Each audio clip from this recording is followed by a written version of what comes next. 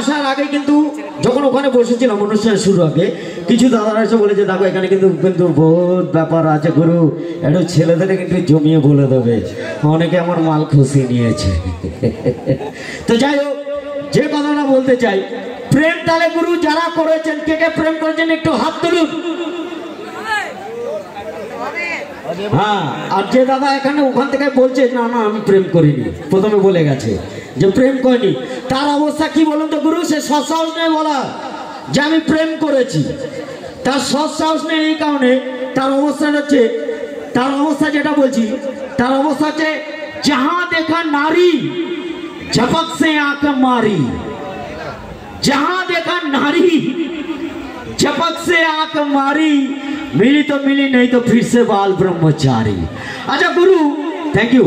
अच्छा गुरु, আমরা প্রেম ভালোবাসা করলে নাকি দেখবেন পাড়ার বয়স্ক লোকরা কি বলে, বাঁদর ছেলে কুকুর কোথাকার, তাই তো? হ্যাঁ তো, হ্যাঁ তো, আমরা কুকুর। এ কোথায় এসছি রে? ধন্যবাদ জানাচ্ছি দেশবন্ধুর সঙ্গে, যা বলছি সেটাই বলছে। হ্যাঁ হ্যাঁ গুরু, ঠিকই বলেছো। আমরা প্রেম ভালোবাসা করলে আমরা নাকি কুকুর হয়ে যাই।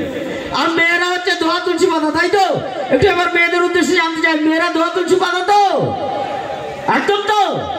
আচ্ছা, মেয়েরা ধোয়া তুলসী পাতা, ওনারা প্রেম ভালোবাসা বোঝে না, ওনারা প্রেম করেন না, কিন্তু ঘরে অশান্তির ট্যাবলেট ছড়িয়ে দেয়।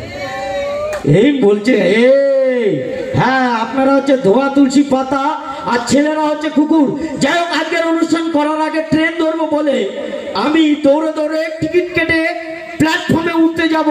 আর আমার সামনে দেখুন এখানে অনেক জিন্সের প্যান্ট পরা মেয়ে আছে, ওরকমই একটা মেয়ে দেখছিস প্ল্যাটফর্মে উঠছে।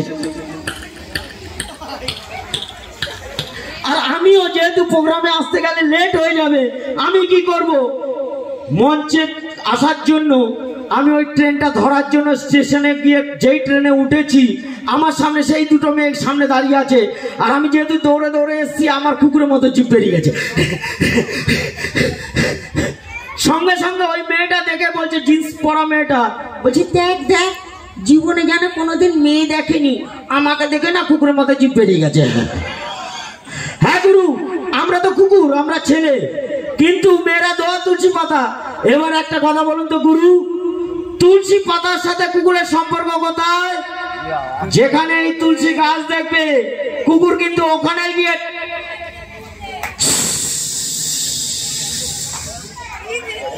Thank you very much. তো এবার চলে যাব পুনরায় সঙ্গীত অনুষ্ঠানে আর ডান্সের গানের।